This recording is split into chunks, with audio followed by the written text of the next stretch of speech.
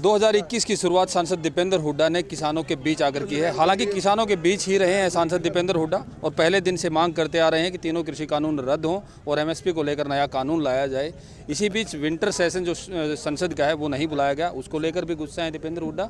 तो दीपेंद्र हुड्डा से साल के पहले दिन बात करते हैं कि किसानों की हालत लगातार, किसानों की मौत भी हो रही है और सर्दी के बीच भी यहाँ किसान डटे हुए हैं। तो आज आपने तो पूरा ट्रैक्टर पर दौरा किया है, क्या हालात देखे और क्या कहेंगे? नहीं, ये बहुत दुर्भाग्यपूर्ण है कि किसान इतनी कड़ाके की सर्दी में इतनी पीड़ा स्वयं झेलते हुए अनुशासन से और शांति प्रिय तरीके से फिर भी डटा हुआ है। लाखों की संख्या में, हजारों की संख्या में नहीं है।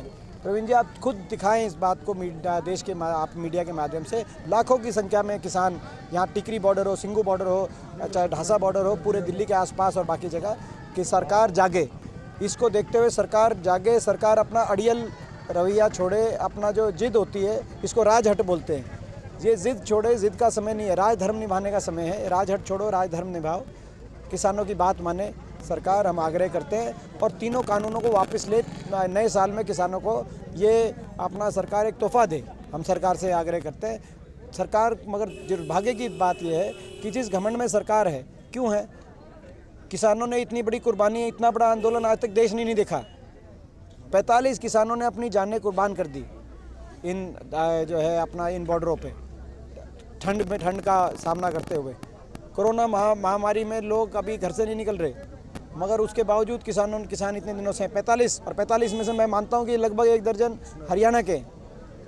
उसके बावजूद सरकार कितनी, मैं सरकार से पूछना चाहता हूँ और कितनी कुर्बानी मांगेगी सरकार? कब सरकार जागेगी और कितनी कुर्बानी मांगेगी? मैं हाथ जोड़ के सरकार से कहना चाहता हूँ, विनम्रता से कहना चाहता हूँ कि सरकार देश के किसान को इस तरह से नकारने का काम ना करे। आप उन किसान परिवारों के घरों पर भी गए होंगे, तो क्या हालात देखने को मिले और क्या कहेंगे उन किसान परिवारों को, पीड़ित परिवारों को किस तरीके से सहायता? मैं मानता हूँ कि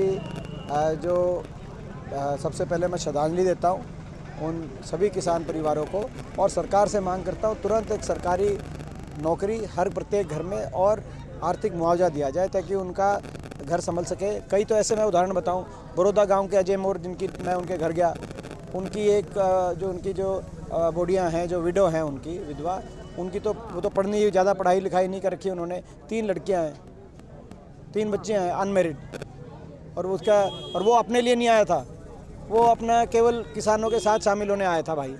तो जो है वो उसका परिवार क्या होगा? तो सरकार से मैं कहना चाहता हूँ सरकार इसमें दे। और पहले भी आपने देखा, आपको याद होगा, कंडेला में दर्जन किसानों की मृत्यु हुई थी। उसके बाद जब सरकार बदली थी तो उनको सबको शहीद का दर्जा देके उनको नौकरी देने का काम जो है हुड्डा सरकार में किया गया था। तो की जा सकती है ये बात।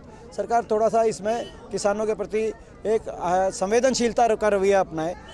ऐसे टकराव, किसान के साथ टकराव करके देश में अगर किसान के साथ ही टकराव कर दिया, फिर मैं समझता हूँ देश के हित में नहीं है। बिल्कुल, हमने देखा 17 किलोमीटर से ज़्यादा लंबी लाइनें लगी हुई हैं, दोनों तरफ सड़क के डटे हुए हैं किसान। काफ़ी दिक्कतें भी किसानों को आई। आपने पहले भी किसानों की सुविधा के लिए नगर परिषद को हिदायत दी। देखिए, ये मैं धन्यवाद करता हूँ हरियाणा वासियों का। पहले दिन से ही पूरे इलाका वासी, हरियाणा वासी सामने आए। हमारा फ़र्ज भी ज़्यादा बनता था एक किसान के नाते भी, और क्योंकि ये हमारा इलाका है उस नाते भी, तो हर तरीके से कोशिश करी कि भाई कोई खाने का, पीने का, कोई जिस तरीके से भी जो मदद हो सकती है, सारे लोग, सभी लोगों का, इसमें सभी की होती है। कोई जो किसी की नहीं, किसी एक की नहीं, ये सभी का आंदोलन है। पंजाब और हरियाणा और राजस्थान के भी किसान आ रहे हैं, तो पूरे देश के किसानों का ये आंदोलन है। आप राजस्थान बॉर्डर का देखो, और भाई अब मध्य प्रदेश से भी तक भी पहुँचे हैं किसान। कहते हैं, तो मैं समझता हूँ कि यूपी के किसान बहुत हैं। तो ये पूरे देश के किसान का आंदोलन है, सारे देश के किसान और बाकी, क्योंकि पूरा देश ही कृषि प्रधान देश है। हरियाणा, पूरा हिंदुस्तान कृषि प्रधान देश, हमारी अर्थव्यवस्था कृषि पे टिकी हुई है। किसान अगर समृद्धि लाता है तो उसी से हमारी अर्थव्यवस्था चलती है। सभी कृषि से जुड़े हुए हैं, कोई उगाता है तो कोई खाता है। तो आज किसान की पीड़ा सभी के दिलों में है। ये केवल किसान का नहीं, हर प्रत्येक हिंदुस्तानी का आंदोलन, जन आंदोलन बन चुका है। बिल्कुल, किसान भी यही कह रहे थे, हर कोई उसकी पीड़ा में साथ है सिवाय सरकार के। 7 दौर की बातचीत हो चुकी है लेकिन परिणाम नहीं निकल रहा। बड़े दुख की बात है। अब परिणाम निकाले सरकार और जिद छोड़े। मैंने कहा कि भाई जिद छोड़े, अब इससे ज़्यादा हम क्या कह सकते हैं? हम विनम्रता से कह सकते हैं आपने इसमें जिद छोड़े और किसान की बात माने। आपने संसद बंद कर दिया कोरोना की आड़ में। देश में आपके बड़े बड़े जो मंत्री हैं वो बंगाल में रैली करें तो कोरोना नहीं होता, बिहार में रैली करें कोरोना नहीं होता। खट्टर साहब सोनीपत में अभी इलेक्शन चल रहे थे, वहाँ रैली करने आए, वहाँ उनको इजाज़त दे दी गई, उनका कोरोना नहीं होता। हम कुछ करें तो कोरोना, संसद चले तो कोरोना। संसद में जब रैलियाँ हो सकती हैं बीजेपी की, तो देश की संसद पे तलक लोकतंत्र, तो फिर हम कहाँ आवाज़ उठाएंगे। मैंने पहले कहा कि भाई 15 सांसद हैं हरियाणा में, 14 बीजेपी के हैं, तो बहुमत है उनके पास, अपनी बात वो रख सकते हैं।